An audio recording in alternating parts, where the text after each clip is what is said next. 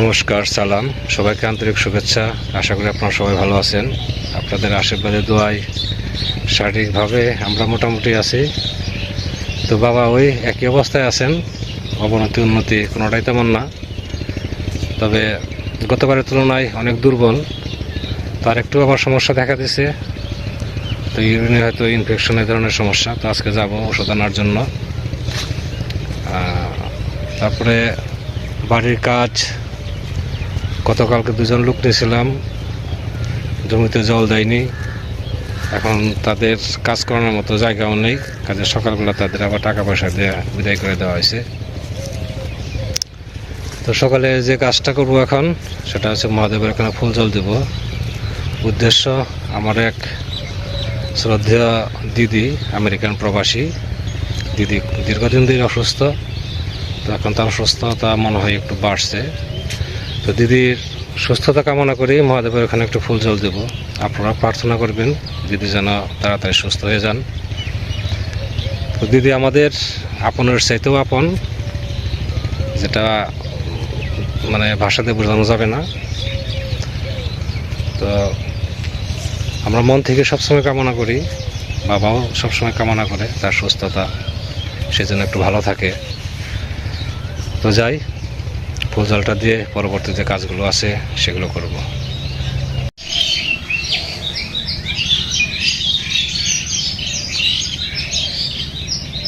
মহাদেবের এখানে কিছু ফুল জল দেওয়া হলো।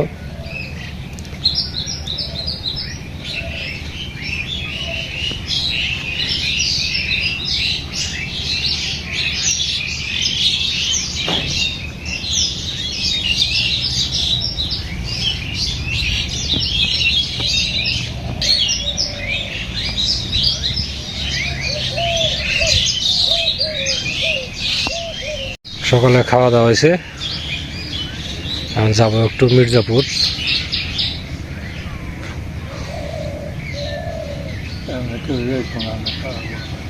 যে চাষি চাষি যে হালে তোলার জন্য আইব, পান টান তো আছে নাকি? পান তো কালকে দিলাম আধা চালি। মির্জাপুর থেকে আসি গা। হ্যাঁ, আজকে কালকের মতো তো তাড়াতাড়ি আসা করবো না, একটু সময় লাগবে। আজকে একটু কাজ আছে বেশি, কারেন্ট বিল টিল দিব।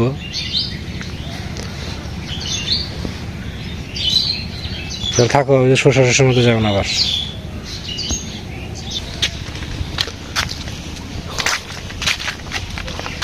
ভাই মির্জাপুর যাইতেছি।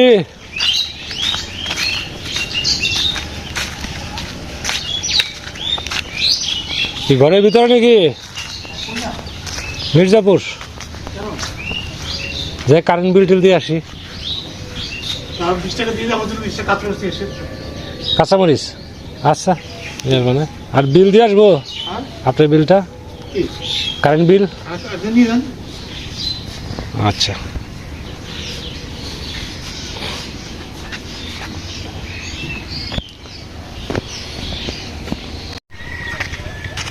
মির্জাপুর রওনা হলাম একাই। আজকে মির্জাপুর একটু সময় লাগবে, খুচরা খাচরা অনেক রকম ঝামেলা আছে। তো চেষ্টা করবো যত তাড়াতাড়ি পারা যায় চলে আসার জন্য। আজকে আবার চাষি আসবে বলছে। চাষির যে আমাদের এখানে যে হালি ফেলছে আর কি, আমরা হালি বলি ওটাকে, ধানের যে পোল, তো ওগুলো উঠানোর জন্য অনেক এর আগে উঠাইছে, অল্প কিছু রয়ে গেছে। তো আজকে যে যে ফেলছে সবার আজকে উঠে শেষ দিতে হবে, কারণ আজকে জল ঢুকালে আজকে বিকালের দিকে হয়তো ট্রাক্টর আসবে। তো মির্জাপুর যাই, যত সম্ভব তাড়াতাড়ি চলে আসবো আর কি। চলেন আপনার সাথে।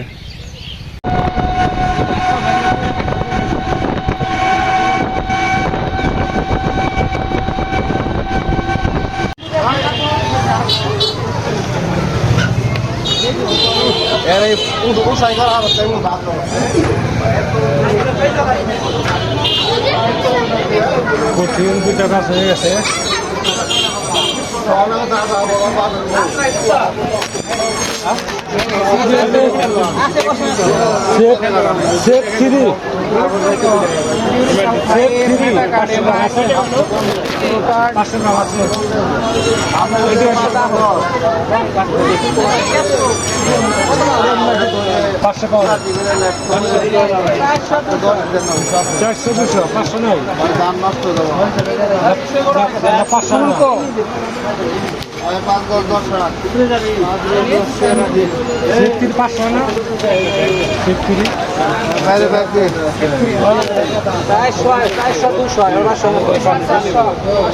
পাঁচশো না 400 থেকে এক কথা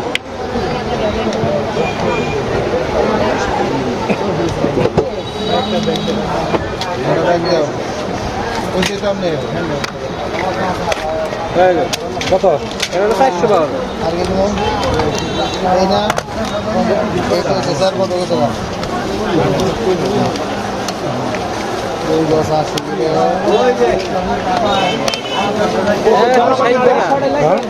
ষাটটা পিস পোস্ট ঠাই করা 7টা 385 টাকা 385 টাকা 600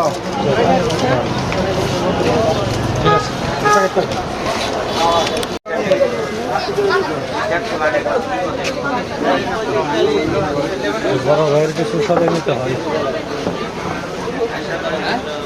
কাঁচামরিচ কত করে? 20 টাকা দিও ভাই, ভাঙতে দেবো না। পেঁয়াজ পাল্লা 200, এটা দাম তো অনেক কমছে।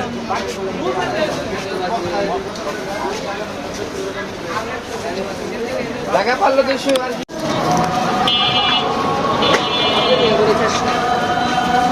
আমার ব্যান্ড নিয়ে গেছে বলে 450 টাকা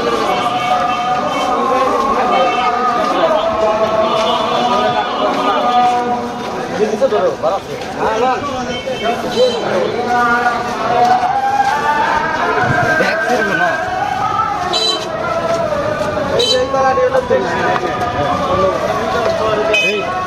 এই ব্রাশগুলো কত করে? কত করে?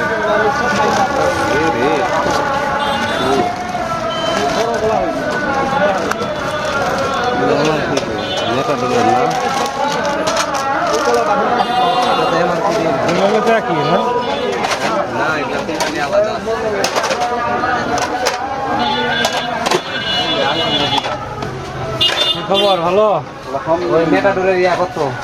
এটা ব্রাশ লাগবে। ব্রাশ হলো 350। ভালো দেখে এই যে 50 টাকা দাও। এই দিন 100 টাকা দিয়ে গেছিলাম, পাইছিলেন? ভালো ভালো কোন কোম্পানি?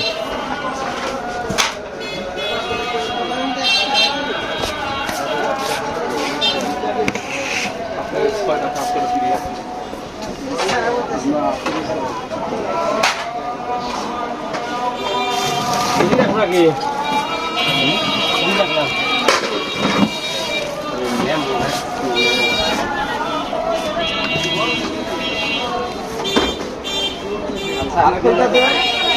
যেটা ভালো আর কি, টিকসই যেটা ভালো।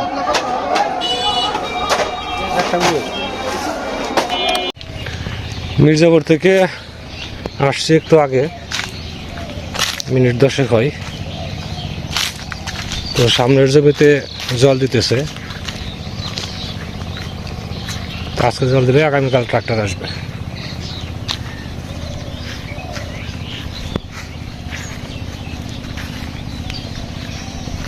তো কেবল দেওয়া শুরু করছে আর কি।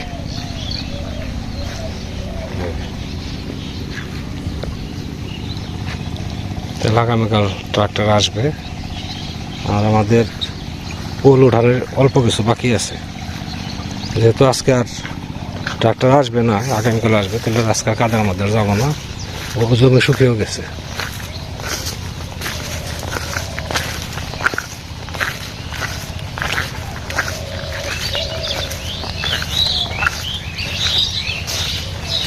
এই যে এটুকু 5-6 আটি হালি হবে বলবো, এই যে এটুকু বাকি আছে।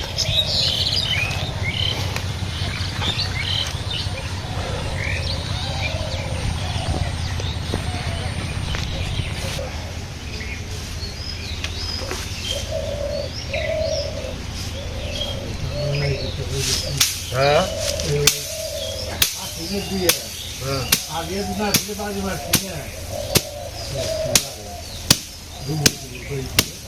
তারপরে মই বলন দিছ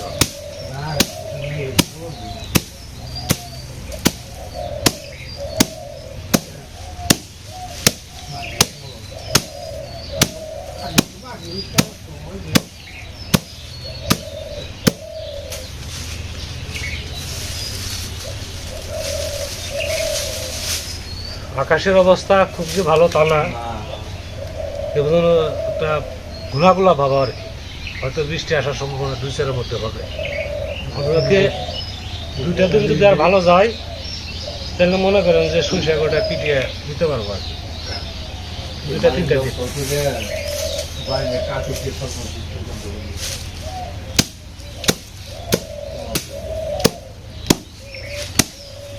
সরিষা শুরুতে যেরকম মনে হয়েছিল যে একবারই হবে না, তা না, খারাপ হয়নি সরিষার যে সেইগুলা খুবই সুন্দর হয়েছে, মানে এর মধ্যে কোনো মিস নাই, দানাও খুব সুন্দর হয়েছে, মানে পাতলা হলেও ফলনে বেশি হবে, গতবারের সাথে বেশি পাবো। গতবার তো জমিতে সরিষা হয়েছিল, গাছ হয়েছিল অনেক, কিন্তু ফলনে পাই নাই, সরিষা পড়ে গেছিল। এবছর আর ওই ধরনের হয় নাই, পাতলা সরিষা ছিল, দানাগুলোও বেশ পুষ্ট হয়েছে, সেই আসতে প্রচুর।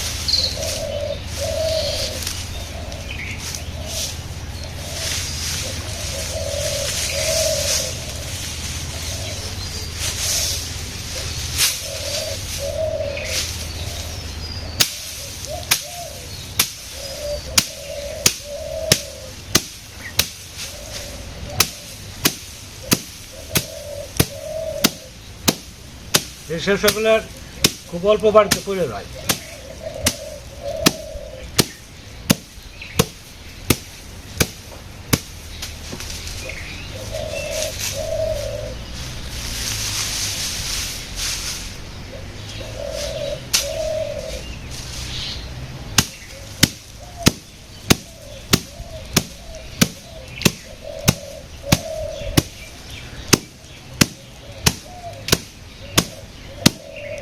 যেগুলো সরষে বেরোবে মনে করেন যে রাতে চাইলে ঘরে থুয়ে দেবো, আবার দিনের বেলায় রোদ্রে দিলে শুকিয়ে দেবো।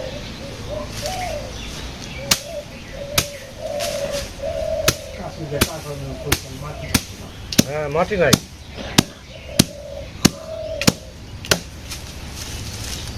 অনস্য বর্ষ তো টাইনে ওঠাই সরিষা, গুঁড়ার মধ্যে মনে করেন যে কিছু না কিছু মাটি থাকে।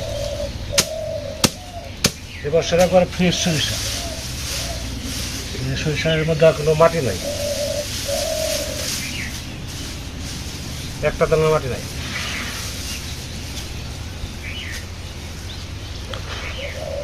ঝরঝরা সরিষা।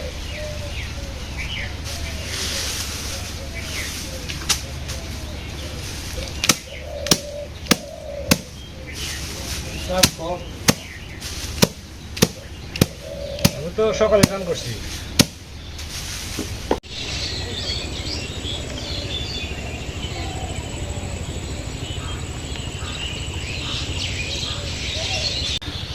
কাজ তো চারিদিকেই লেগে গেছে, এর মধ্যে একটা কাজ হয়েছে, সেটা হচ্ছে ঘরের কাজটা, রাজমিস্ত্রির কাজটা শেষ হয়েছে। ঘরের কাজের তো মনে করেন যে করলে অনেক কাজ করা যায়, বেড়ার কাজ রয়েছে, জানালার কাজ, দরজা, অনেক করলে অনেক কাজ আছে, কিন্তু মোটামুটি আমাকে আপাতত যতটুকু চাইছে আর কি ততটুকু হয়েছে। নিচের ফ্লোরটা করা হয়েছে, আর ইঁদুর টিঁদুরতে জানা আর গর্তটা তো করতে না পারে।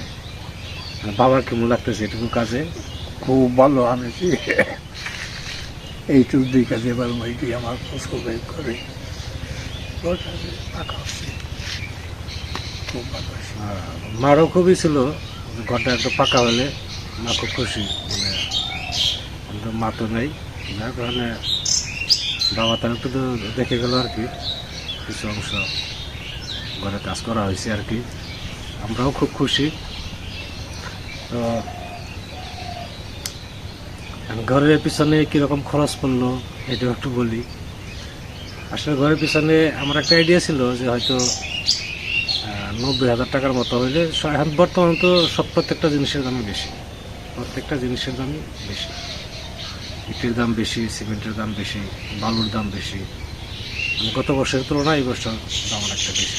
তো সেই হিসাবে আমার একটা বাজেট ছিল হয়তো 90,000 টাকার মধ্যে ঘরটা কমপ্লিট করতে পারবো, কিন্তু সেখানে দেখা গেছে যে খরচ পড়ছে 1,13,000 টাকার উপরে। আমার আইডিয়া ছিল যে হয়তো সিমেন্ট যাবে 25 বস্তা, সেখানে সিমেন্ট আরও অতিরিক্ত লাগছে, ইটও বেশি লাগছে, বালি যা আইডিয়া করছিলাম ওইরকম লাগছে, সামান্য কিছু বালু বেশি হয়েছে। তো এখানে খরচ যাওয়ার পিছনে আরেকটা কারণ, সেটা হচ্ছে যোগাযোগ ব্যবস্থা।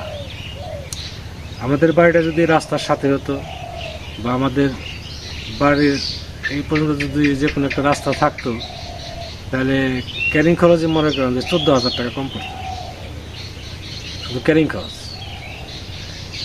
এই বালুতে ক্যারিং খরচ গেছে 6,500 টাকা, তারপর আবার 100-200 টাকা বকশিস। আবার ইটে ক্যারিং খরচ গেছে 9,000 টাকা, ইটে 9,000 টাকা। সিমেন্টে ওরকম ধরেন পার বস্তায় প্রায় 50 টাকা করে, তাতে 1250 টাকা। তাহলে আপনার 9 আর 6 কত 15। এই টাকাগুলো আপনার হচ্ছে বাড়তি 15 থেকে 16,000 টাকার উপরে আপনার হচ্ছে শুধু বাড়তি ক্যারিং খরচ। মানে যদি আমাদের রাস্তার সাথে থাকতো তাহলে এই টাকাটা সেভ হয়ে যেত, কিন্তু কিছু করার নেই। সবারই আমাদের এখানে যা আছে সবারই একই অবস্থা। ভক্ত ইট বালু আছে, ওদের খরচ গেছে, উপর গেছে, রূপচান কাকা, তারপরে ইমরানদের বাড়িতে, তারপরে যে আবদুল্লাদের বাড়িতে, যেই আনে আমাদের এখানে তাদেরই মনে করেন যে ক্যারিং খরচ একদম ই করে থাকে। তো তাই এই জন্য আমরা খুব চেষ্টা করতেছি একটা রাস্তার জন্য। একটা রাস্তা আসলে মনে করেন যে এই ক্যারিং খরচগুলো পরবর্তীতে যদি আনা হয়, নিজেদেরও যাতায়াতে অনেক সুবিধা হবে, আবার একটা জিনিস আনতে গেলেও সেটা মনে করেন খরচ অনেক কম হবে। কিন্তু বাবাকে মনে ডাক্তারের কাছে নিয়ে যাওয়ার সাহস হয় না, কারণ হচ্ছে এখান থেকে যে কুস্তারা পর্যন্ত হেঁটে যাবে, মানে সেরকম পরিস্থিতি অনেক সময় থাকে না, ক্লান্ত হয়ে পড়ে। সেই জন্য দেখা গেছে যে ওই একটু সমস্যা হলে চন্দনকে ফোন করি, এই সমস্যা, ও তখন বলে এই ওষুধ খাওয়াইতে পারে, যে যে ওষুধ এনে খাওয়াই। বর্তমানে কিছুটা সমস্যা দেখা দিছে, আজকে ওর ওষুধ নিয়ে আসলাম, কয়েকদিন খাইয়ে দেখি। যতগুলো খাওয়াইতে বলছে সবগুলো নিয়ে নাই, অর্ধেক আনছি। 14টা খাওয়াইতে বলছে, 7 দিনের কোর্স, তো 7টা নিয়ে আসছি। 2 দিন খাক, আবার যে নিয়ে 7টা করে দেখা যাবে যার সমস্যা থাকবে না 7 দিন থেকে। এই পরিস্থিতির মধ্যে আছি আর কি। তো আজকে ঘরের ব্যাপারে একটু বললাম।